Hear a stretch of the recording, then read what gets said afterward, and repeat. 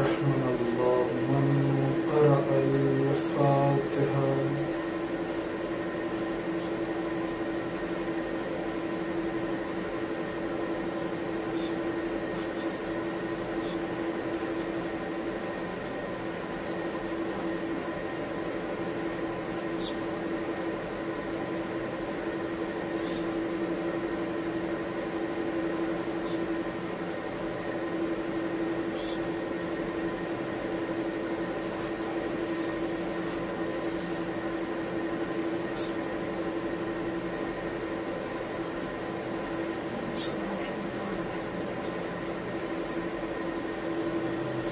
أعوذ بالله من الشيطان اللعين الرجيم. بسم الله الرحمن الرحيم. الحمد لله رب العالمين الذي نور قلوبنا بمحبة العالمية وأكمل لنا ديننا بولاية المرتضوية، والصلاة والسلام على حقيقة الوجه الأتم والعارف بما في اللوح والقلم والواقف على جميع السياسات والحكم وصاحب المعراج والبيت والحرم وعلى أشرف الأنبياء والمرسلين وسيدنا وشفينا ونبينا مولانا بالقاسم محمد. اللهم صل على محمد وعلى آل بيته الطيبين الطاهرين المعصومين المظلومين، ولعنة الله على أعدائهم أجمعين. أما بعد، فقد قال الله تبارك وتعالى في كتابه المجيد وهو أصدق الصادقين وقوله الحق. بسم الله الرحمن الرحيم. لقد كرمنا بني آدم وحملناهم في البر والبحر ورزقناهم من الطيبات وفضلناهم على كثير ممن خلقنا تفضيلا. صلوات محمد وعلى محمد. اللهم صل على محمد وعلى محمد وعجل. محترم ناظرین کرام، سب سے پہلے آپ حضرات کی خدمت میں سلام عرض کرتا ہوں. جیسا کہ آپ حضرات کو معلوم ہے کہ عزاداری ریکارڈز چینل کی جانب سے یہ عشرہ مجالس، جس کی آج پہلی مجلس اور پہلی گفتگو آپ کی خدمت میں پیش کی جا رہی ہے، آیہ کریمہ کے ضمن میں جو عنوان اور موضوع قرار دیا گیا ہے وہ کرامت انسان اور اسلام. انشاءاللہ اس موضوع کے تحت، اس عنوان کے ذیل میں روزانہ چند معروضات اور چند باتیں آپ کی خدمت میں پیش کی جائیں گی، اپنی بساط بھر اور اپنی استطاعت کے مطابق، استطاعت علمی کے مطابق آپ کی خدمت میں چند باتیں پیش کی جائیں گی اس آیہ مبارکہ کے ذمہ. جہاں تک موضوع کا تعلق ہے، ظاہر سی بات ہے کہ ایک وسیع و عریض موضوع ہے. میں آج کی تقریر میں انشاءاللہ اپنے موضوع کی وضاحت اور تعارف کی حد تک آپ کی خدمت میں چند باتیں پیش کروں گا، اس لیے کہ جو وقت معین کیا گیا ہے وہ 30 منٹ سے 35 منٹ تک یہاں پر اپنی بات کو تمام کر دینا ہے. لیکن اس سال کا محرم ہر سال کے محرم سے مختلف ہے، جداگانہ ہے. اس سال کا طرز عزاداری کچھ الگ ہے. اس سال کے جو تقاضے ہیں وہ کچھ اور ہیں. میں چند باتیں، کیونکہ آج پہلی گفتگو ہے اور پہلی مجلس ہے، مجلس کا عنوان کچھ بھی رکھا جائے، یہ ہمیشہ یاد رکھنا چاہیے ہر پڑھنے والے اور سننے والے کو کہ عنوان مجلس کا ٹاپک اور اشرے کا ٹاپک کچھ بھی رکھا جائے، یہ سب کے سب عناوین اور سب کے سب موضوع ذکر سید الشہداء علیہ الصلوۃ والسلام کے طفیل و تصدق میں بیان کیے جاتے ہیں۔ تو یہ حق تلفی ہو جائے گی اور ناانصافی ہو جائے گی خود عزائے سید الشہداء کے حوالے سے کہ اگر پہلی گفتگو میں کچھ عزاداری اور عظمت سید الشہداء علیہ الصلوۃ والسلام کے حوالے سے بیان نہ کیا جائے۔ لہٰذا آج پہلی گفتگو ہے، تو اس گفتگو میں خواہش یہ ہے میری، اور ایک واقعاً ایک عزادار ہونے کی حیثیت سے بھی، کہ ہم پہلے مختصر سی گفتگو عزاداری اور سرکار سید الشہداء کی اہمیت و فضیلت کے عنوان سے ضرور کریں، اور اس کے ضمن میں یہ ہمارا جو موضوع ہے، جو وقت بچ جائے گا اس کے ضمن میں 2-4 باتیں اس موضوع کے حوالے سے میں آپ کی خدمت میں پیش کرنے کی کوشش کروں گا۔ ظاہر سی بات ہے، میں نے عرض کیا کہ اس سال کا محرم ہر سال سے جدا ہے، اور یہ تقاضا بھی ہے اس عزاداری کا، اور تقاضا ہے اس سال کے اس ماحول کا کہ سرکار سید الشہداء کی عزاداری کو اس طریقے سے منایا جائے۔ دیکھیں، غور کرنے والی بات ہے، میں کہیں اور بھی عرض کر چکا ہوں اس مرحلے پہ آ کے، کہ یہ سرکار سید الشہداء کی عزاداری وہ ایک عظیم نعمت پروردگار ہے کہ جس کا احسان نہیں کیا جا سکتا، جس کو بیان نہیں کیا جا سکتا، جس کی فضیلتوں کو شمار نہیں کیا جا سکتا۔ بیان کرنے والے متکلمین، بولنے والے اور خطباء ذاکرین آنے کے بعد ہر سال عزاداری سید الشہداء پر اپنی اپنی بساط علمی کے مطابق باتیں پیش کرتے ہیں، نکات پیش کرتے ہیں اور خطابت فرماتے ہیں، ذکر فرماتے ہیں، لیکن یہ ایک ایسا ذکر ہے کہ جس کا احساس مکمل نہیں ہوتا، اور جس کی فضیلت پر جو ہے ہمیں یہ نظر آتا ہے کہ اس کی فضیلت کے مطابق ابھی بہت کچھ بولنے کے لیے باقی ہے۔ کیونکہ یہ ذکر جو ہے ذکر آفاقی ہے۔ ہاں،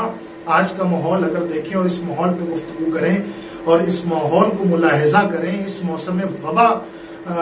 کو ذرا سا غور کر لیں اور توجہ کر لیں اس پر، تو یہ ظاہری طور پر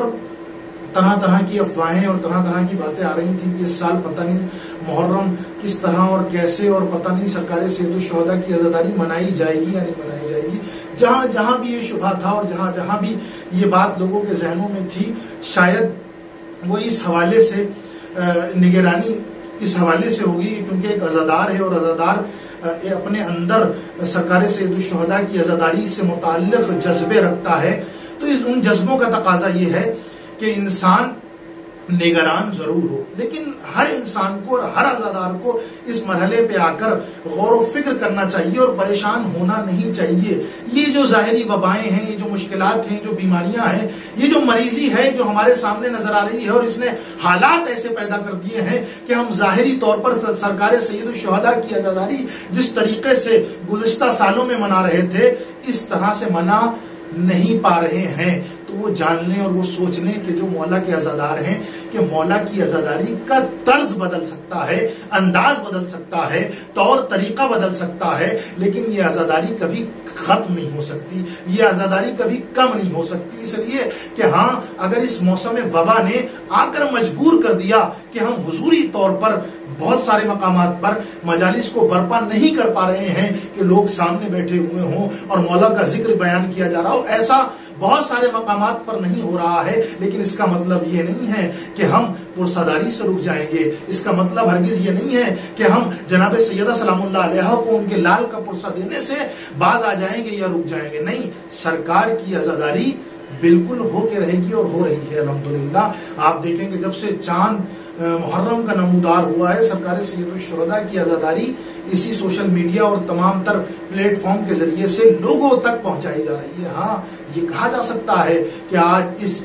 وبا کے تحت اور حفظان صحت کے اصولوں کے مطابق، احتیاطی تدابیر کے مطابق جلوسوں پہ کہیں کہیں پابندیاں لگائی گئی ہیں، وہ کہیں نہ کہیں ہمارے حق میں ہیں، اس کو نعمت شمار کرنا چاہیے، لیکن اس کا مطلب یہ نہیں ہے کہ پیغام حسینی گھر گھر نہیں پہنچے گا، بلکہ حسین علیہ الصلوۃ والسلام کی عزاداری کے طفیل تصدق میں پیغام حسینی گھر گھر پہنچ کر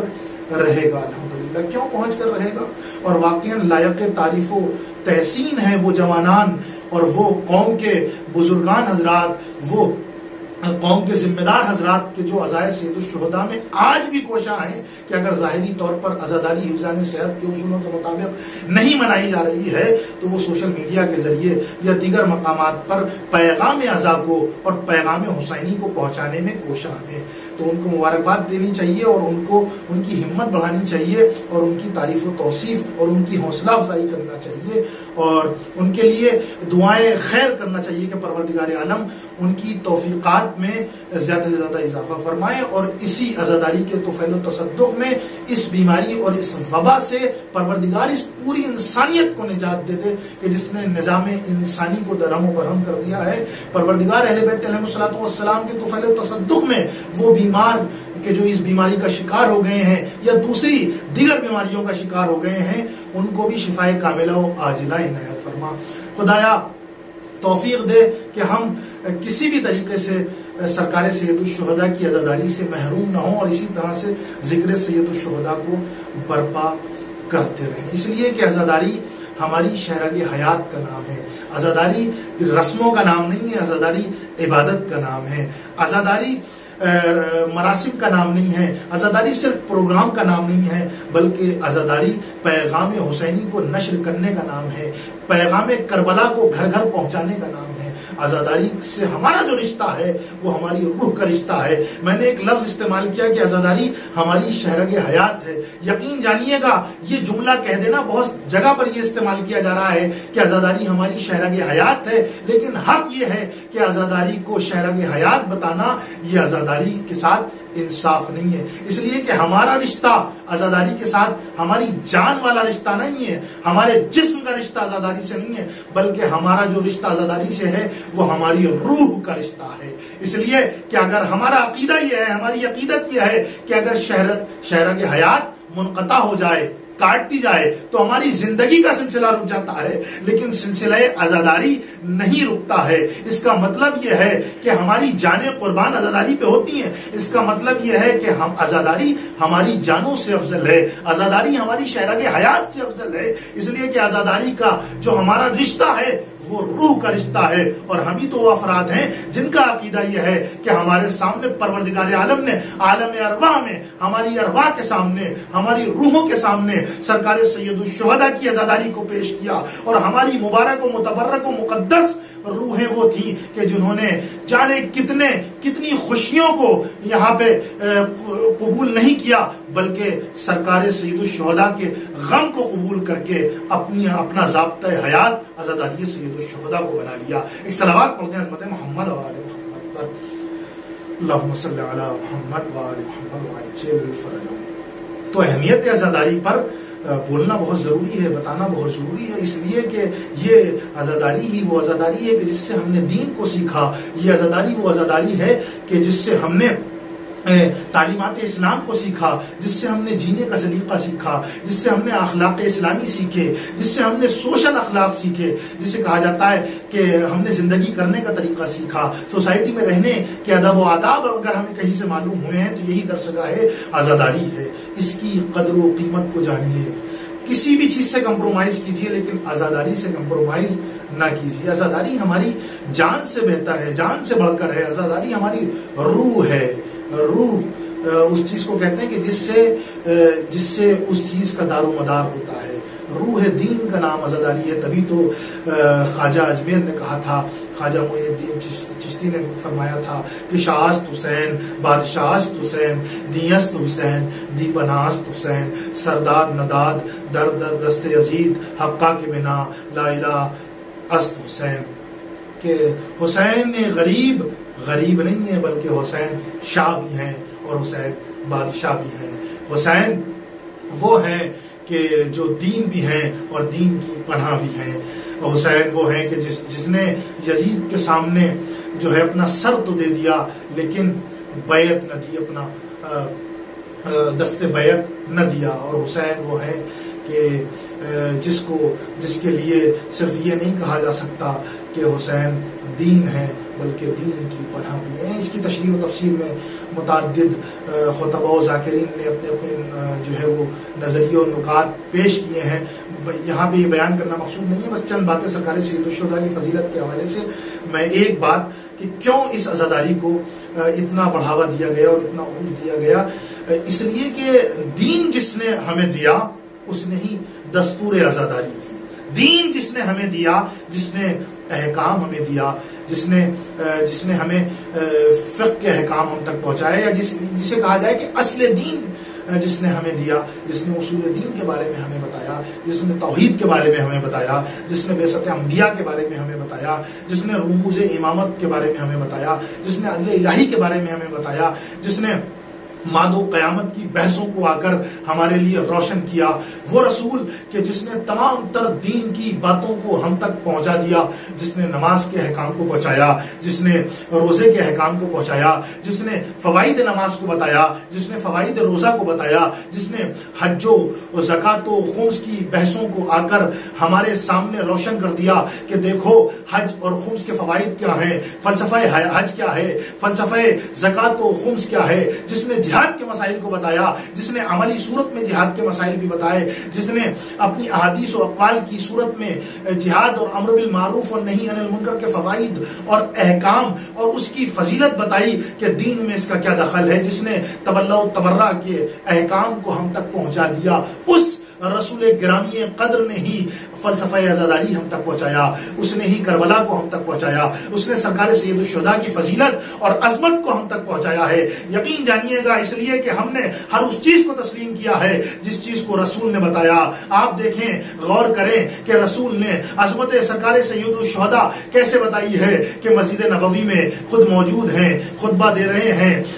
اصحاب سے مسجد چھلک رہی ہے، پروانے رسالت نبوت کے ارد گرد ہیں، شمع رسالت کے ارد گرد پروانے رسالت بیٹھے ہوئے ہیں اور نبی کریم کے اقوال کو سن رہے ہیں، ان کی باتوں کو سن رہے ہیں کہ نبی کریم منبر پہ خطبہ دے رہے ہیں، لوگ اس خطبے کو سن رہے ہیں کہ اسی اسنا میں سرکار سید الشہداء کا سن 2 یا 3 برس کا ہے، بہت چھوٹے سے ہیں کہ آپ مسجد میں تشریف لا رہے ہیں. اور تاریخ کے جملے ہیں کہ جب سرکار سید الشہداء امام حسین علیہ السلام مسجد میں تشریف لا رہے تھے، اس لیے کہ سن بہت چھوٹا تھا، تو آپ کا پیر مسجد کے دروازے میں الجھا اور آپ اس دروازے کے کنارے پر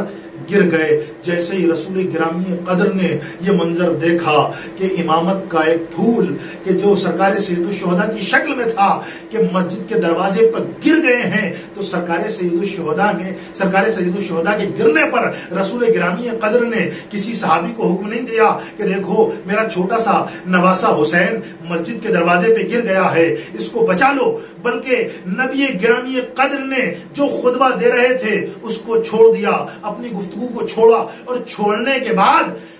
امام حسین علیہ السلام کے نزدیک پہنچے اور امام حسین کو اپنی آغوش میں لیا، اور لانے کے بعد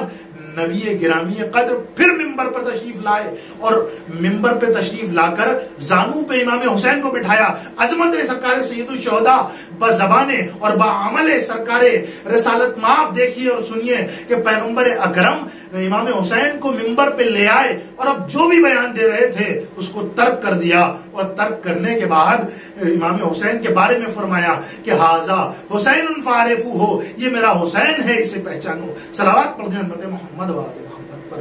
اللہم صلی علی محمد و آل محمد وعجل.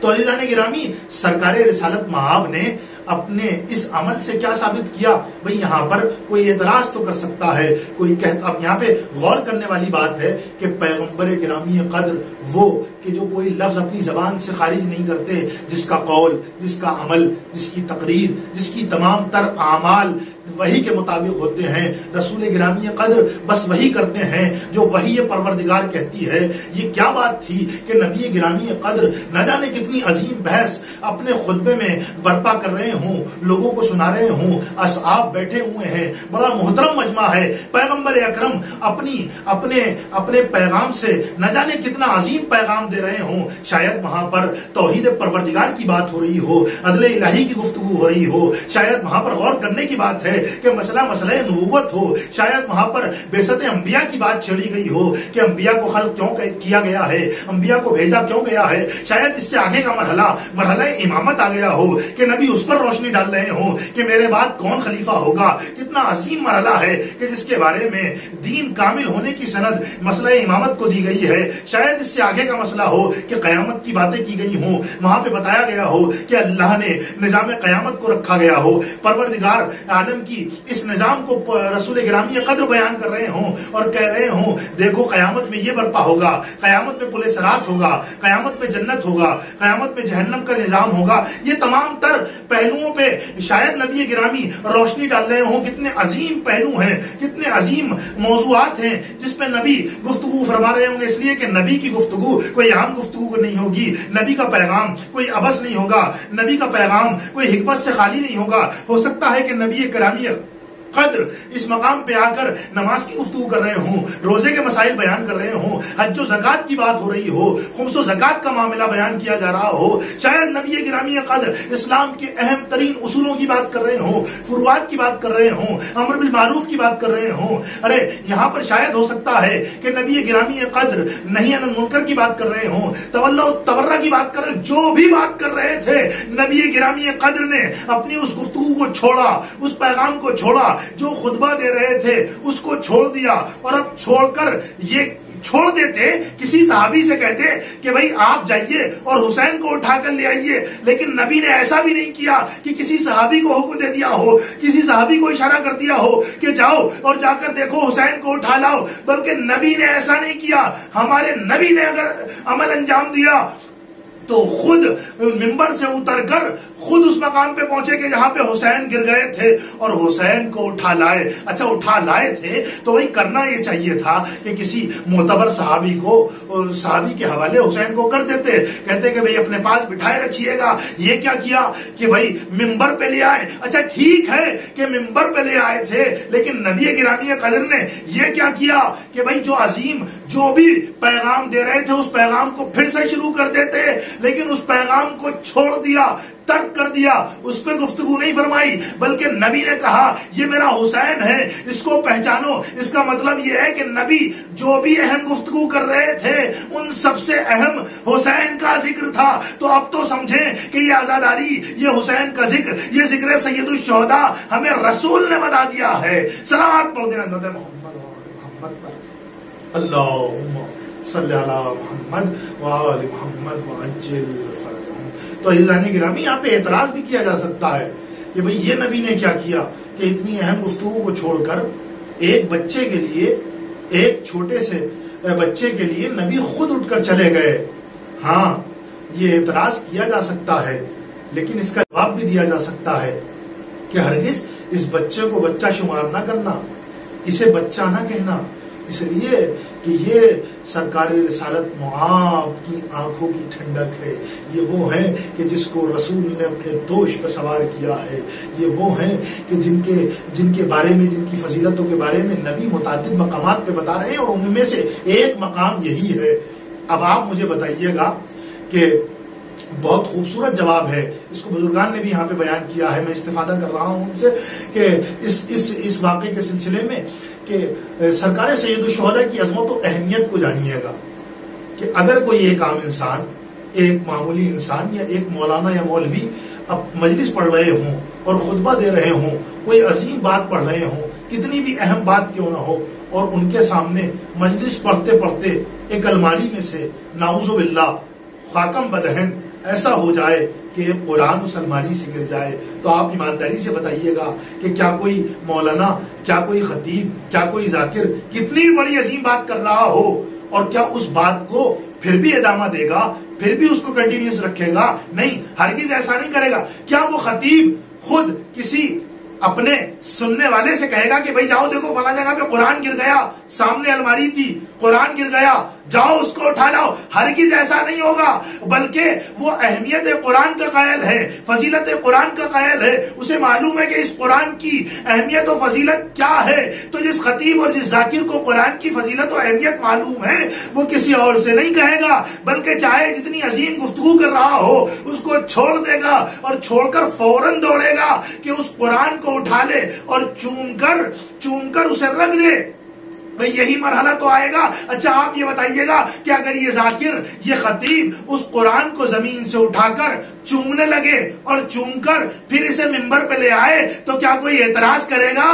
بھئی نہ تو اعتراض جب کرے گا کہ جب یہ منبر سے اترے گا، خطاب کو چھوڑے گا، بیان کو چھوڑے گا اور قرآن کو اٹھانے جائے گا، تب بھی کوئی اعتراض نہیں کر سکتا، اس لیے کہ اس نے منبر کو چھوڑا ہے تو فضیلت قرآن کے لیے، اہمیت قرآن کے لیے کہ اہانت قرآن نہ ہو پائے، توہین قرآن نہ ہو پائے۔ اب اگر اس نے اس قرآن کو اٹھا کر چوم لیا تو اس کی فضیلت بیان کرنے کے لیے، اور اب یہ قرآن کو منبر تک لے آئے تو کوئی اعتراض نہیں کرے گا، اس لیے کہ ہر آدمی قرآن کی اہمیت کا قائل ہے۔ اور غور کیجئے گا عزیزان گرامی کہ صرف اتنا نہیں ہوگا کہ یہ قرآن کو چوم کر منبر پہ لے آئے، ارے اگر اس قرآن کو کھول کر اس قرآن کے کسی سورے کی تلاوت کرنے لگے تو کیا کوئی اعتراض کرے گا؟ کوئی اعتراض نہیں کرے گا۔ ارے بھائی ہمارے نبی نے بھی تو یہی کیا کہ دیکھا قرآن امامت ہے کہ جو گر گیا ہے، نبی گرامی قدر اپنے خطاب کو چھوڑ کر قرآن کو اٹھانے کے لیے چلے گئے،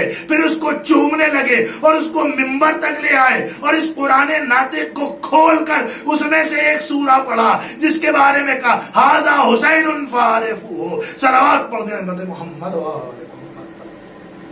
اللہم صلی وآل محمد وعجل فرجہ۔ تو حضرات محترم سامعین، ناظرین کرام، غور کیجئے گا کہ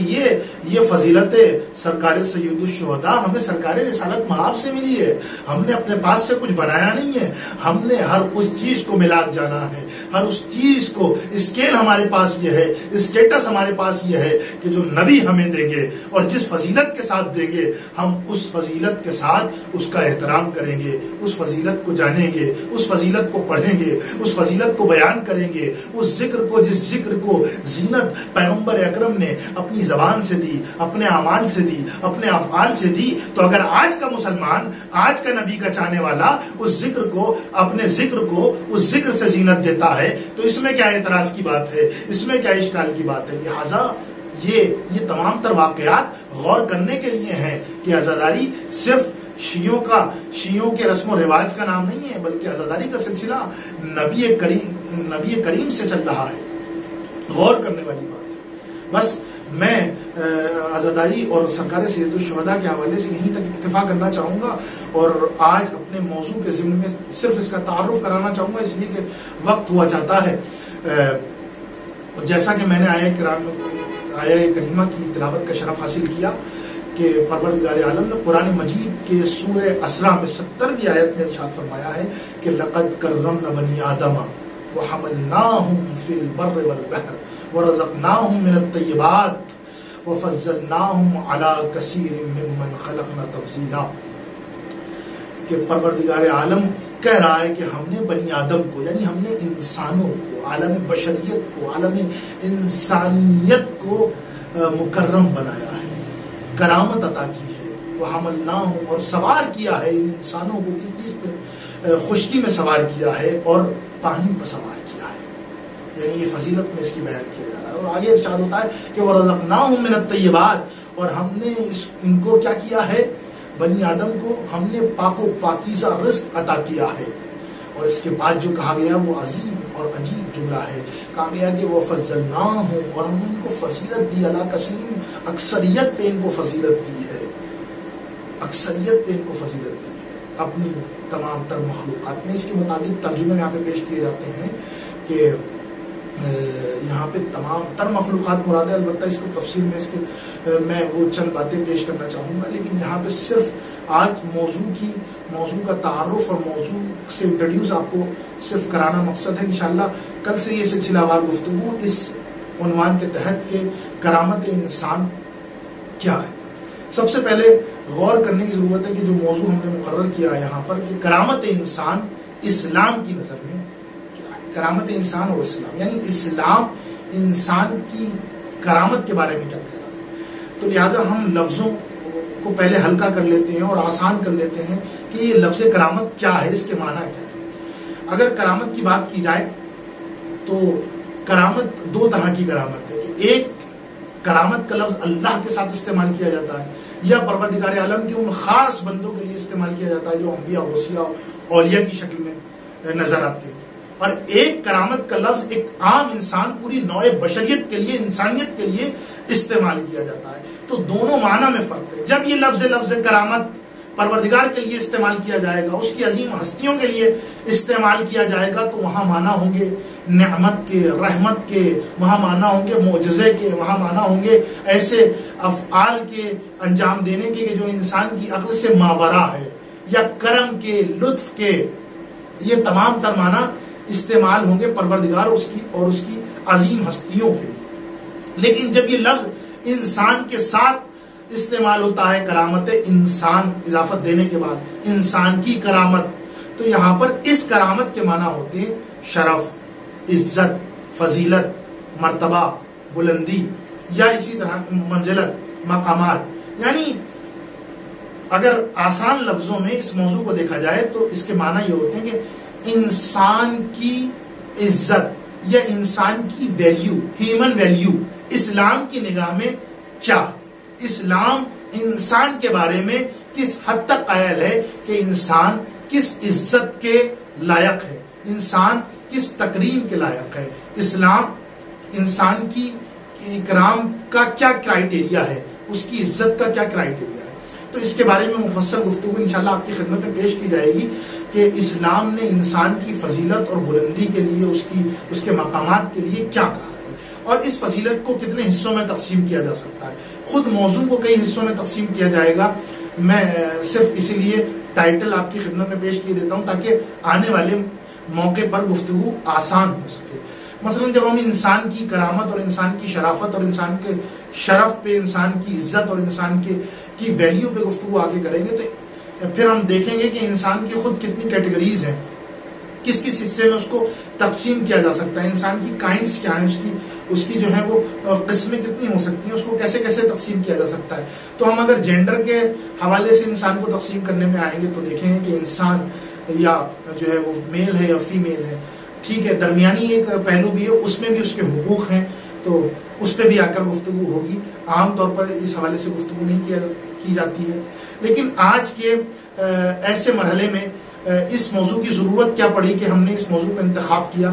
اس پہلو پہ بھی میں آج تھوڑی سی گفتگو کرنا چاہوں گا اور پھر بات کو تمام کر دوں گا. لیکن میں یہ یہاں پہ بتانا چاہ رہا ہوں کہ کتنے پہلوؤں سے اس موضوع پہ آگے گفتگو ہو سکتی ہے کہ انسان جو ہے وہ کالا ہے کہ گورا ہے، تو اس میں فرق ہے. تو اس کے بارے میں عام لوگوں کی سائیکولوجی اور لوگوں کا نظریہ کیا ہوتا ہے، اور اسلام اس کے بارے میں آگے کیا کہتا ہے. اسلام جو ہے وہ جگہ کے لحاظ سے، مقام کے لحاظ سے، زمین کے لحاظ سے، خطے کے لحاظ سے، شہر و ملک کے لحاظ سے تبدیل ہوتا ہے. تو یہاں پر اس کی تقسیم کی جا سکتی ہے. تو اس میں پھر اسلام کا نظریہ کیا ہے، دیگر مکاتب کا نظریہ کیا ہے، یا یہاں پہ کہا جا سکتا ہے کہ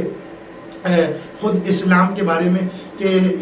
خود اس انسان کے بارے میں کہ انسان دیندار ہے تو کیسا ہے، غیر بے دین ہے تو کیسا ہے، اگر وہ کسی دین کو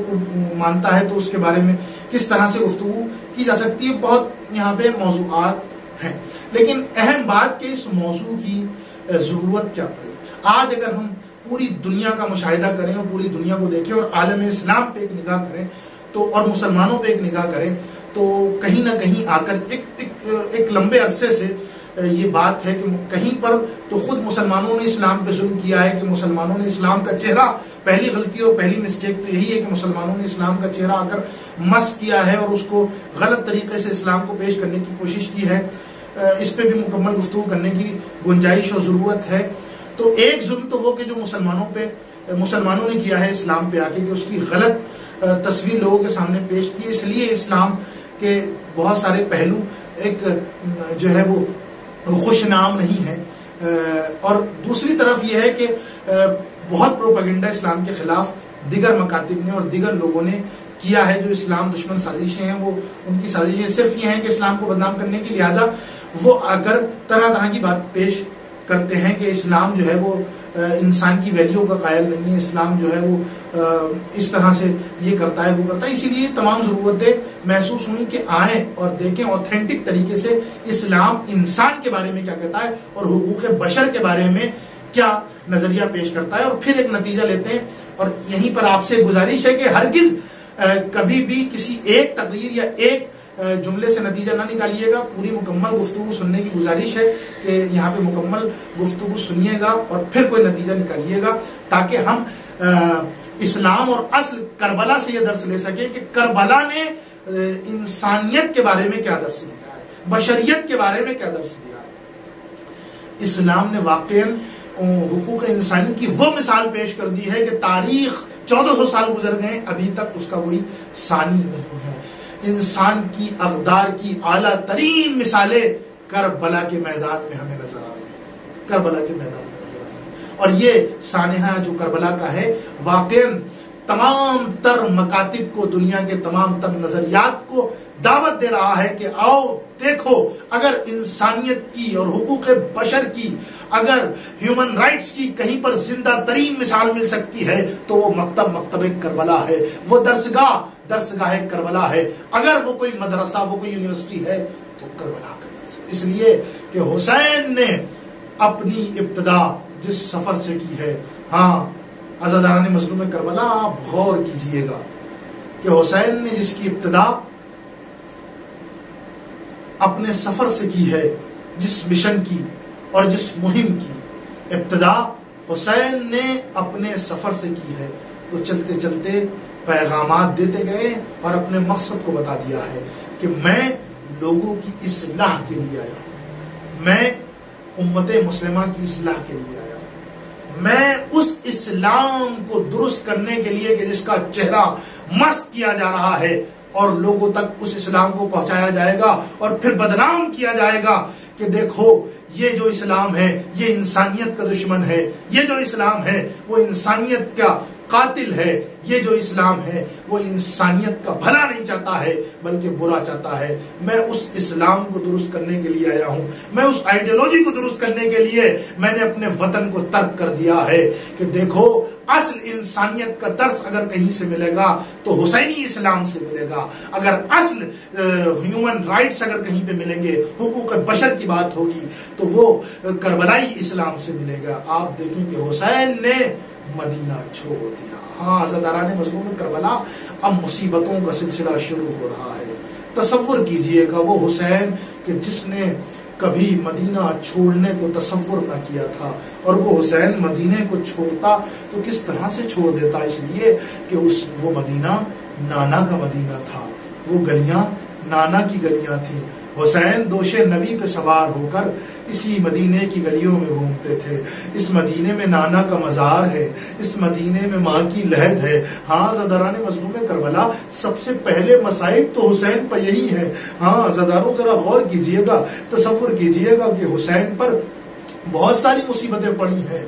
جو انسان برداشت نہیں کر سکتے ان مصیبتوں کو سن کر, لیکن یہ مصیبتوں کا سلسلہ یہاں سے شروع ہو گیا. ہاں آپ کسی حساس دل انسان سے پوچھیں کہ اس کا وطن چھوڑنا کتنا دشوار ہے, جس وطن میں اس کے اپنے رہتے ہوں, جس وطن میں اس کے جد کا مزار ہو, جس وطن میں اس کی ماں کی لحد ہو. ہاں عزاداران مظلوم کربلا, وہ ماں کہ جو عالم مظلومیت میں اس دنیا سے رخصت ہو گئی ہو, ارے وہ ماں کہ جس کا پہلو کو شکستہ کر دیا گیا ہو. ہاں عزاداروں ذرا تصور کیجئے گا, ارے وہ ماں کہ جس کے رخسار پہ تماچے لگائے گئے ہو, ارے اس ماں کا دیار حسین کیسے چھوڑے. اجرکم اللہ, خدا آپ کو کسی غم میں نہ رلائے سوائے غم مظلوم کربلا کے. محرم کا چاند نمودار ہو گیا, آپ نے محرم کے چاند کو دیکھ لیا. ہاں عزادارو, 8ویں امام فرماتے ہیں کہ میں نے اپنے بابا کو دیکھا ہے کہ جیسے ہی محرم کا چاند نمودار ہو جاتا تھا تو میں نے اس چاند سے لے کر عاشور تک اپنے بابا کے چہرے پر کبھی تبسم نہیں دیکھا، کبھی مسکراہٹ نہیں دیکھی۔ ہاں عزاداری کو دیکھنا ہے، عزاداری کو دیکھنا ہے تو چوتھے امام سے دیکھیے گا، چوتھے امام کو دیکھیے گا کہ آپ نے عزاداری کو منایا تو کیسے منایا۔ کہتے ہیں کہ جب آپ کو کربلا کے بعد کبھی پانی دیا جاتا تھا، ارے وہ آنسوؤں سے مضاف ہو جاتا تھا، اس لیے کہ میرا مظلوم امام ارے اپنے باپ کو یاد کر کر کے ارے آنسو بہاتا تھا۔ ہاں عزاداران مظلوم کربلا حسین مدینے سے روانہ ہو رہے ہیں، مدینے سے رخصت ہو رہے ہیں، لیکن رخصت ہوتے ہوتے بس یہ آخری مرحلہ ہے کہ حسین اپنے نانا کی قبر پہ آ گئے اور کہہ رہے ہیں اے میرے نانا مجھے معاف کرنا، اے میرے جد مجھے معاف کرنا کہ میں اب آپ کی قبر کی مجاوری نہیں کر پاؤں گا، اے میرے نانا میں آپ کے مزار کی دیکھ بھال نہیں کر پاؤں گا، اے میرے نانا مجھے معاف کرنا، ارے یہ امت مجھے مدینے میں رہنے نہیں دیتی۔ ہاں عزاداران مظلوم کربلا ارے حسین کے بین تھے، ارے محبت کرنے والا نانا اس قبر کے اندر سو رہا تھا۔ کہتے ہیں کہ مزار رسول میں لرزہ آ گیا۔ عزاداران مظلوم کربلا اس کیفیت کو بیان نہیں کیا جا سکتا کہ حسین نانا کے مزار سے کیسے رخصت ہوئے ہوں گے۔ ہاں نانا کے مزار کے بعد حسین بھائی کی قبر پہ آ گئے، جنت البقیع میں آ گئے۔ ہاں عزاداران مظلوم کربلا اب حسین نے بھائی کی قبر پہ گریہ کرنا شروع کیا، ارے معذرت کرنا شروع کیا، میرے بھائی مجھے معاف کر دینا، اب میں آپ کی زیارت سے محروم ہو جاؤں گا، اے میرے بھائی اب میں آپ کی قبر کی مجاوری نہیں کر پاؤں گا۔ اللہ جانے کہ حسین بھائی کی قبر سے کیسے رخصت ہوئے ہوں گے، شاید عالم تصور میں کہہ رہے ہوں اے میرے بھائی میں آپ کی نشانی ارے قاسم کو بھی اپنے ساتھ لے کے جا رہا ہوں۔ الغرض حسین بھائی کی قبر سے رخصت ہوئے اور رخصت ہونے کے بعد ارے اب وہ مرحلہ ہے، تصور کیجئے گا کہ بیٹا ہے ماں کی قبر پہ آ گیا ہے۔ آپ بھی وہ افراد وہ عزادار کہ جن کی مائیں اس دنیا سے رخصت ہو گئی ہیں اپنی ماؤں کی قبر پہ جاتے ہوں گے، جن کی مائیں اس دنیا میں زندہ ہیں خدا ان کو محفوظ رکھے، ان کا سایہ ان کی اولادوں پہ باقی رکھے۔ ہاں وہ بھی قبروں پہ جاتے ہوں گے، ایک عجیب سی کیفیت آ جاتی ہوگی، اور جب قبر پہ رخصت ہونے کے لیے جاتے ہوں گے تو ایک یقین رہتا ہوگا کہ ہاں ہم مسافرت پہ جا رہے ہیں، ہم پردیس میں جا رہے ہیں۔ شاید اپنی ماں سے کہتے ہوں اے میری ماں ہم آپ سے رخصت ہو رہے ہیں لیکن کچھ دن کے بعد واپس آ جائیں گے، لیکن ہائے حسین ارے اپنی ماں سے رخصت ہو رہا ہے اور اب واپس آنے کا کوئی امکان نہیں ہے۔ ارے ماں سے بیان کرنا شروع کیے، اے میری والدہ گرامی، اے میری اماں، ارے جب بھی مجھ پہ کوئی وقت آتا تھا ارے میں آپ کی قبر پہ آ جاتا تھا اور آپ سے سرگوشی کر لیتا تھا۔ اے میری ماں ارے اب میں اس مدینے سے رخصت ہو رہا ہوں، ارے آپ کی قبر پہ دیا روشن کون کرے گا؟ اے میری ماں میں اکیلا ہو جاؤں گا۔ ہاں حسین کے بہن تھے، تاریخ کے جملے ہیں، تصور کیجئے گا کہ حسین کے بہن تھے۔ ارے مرقد سیدہ لرزنے لگا، ارے زہرا کی قبر میں ایک زلزلہ برپا ہوا، ارے قبر سے آواز آئی اے میرے لال ارے اپنے آپ کو اکیلا نہ سمجھنا، ارے جہاں جہاں تو جائے گا ارے یہ تیری دکھیاری ماں تیرے ساتھ رہے گی۔ ہاں عزاداران مظلوم کربلا عصر عاشور تھا، ارے حسین ایک گودال میں گھوڑے سے گرے ہیں، ارے دیکھا کہ حسین کا مقتل حسین کی ماں صاف کر رہی ہے، کہہ رہی ہے اے میرے حسین میری آغوش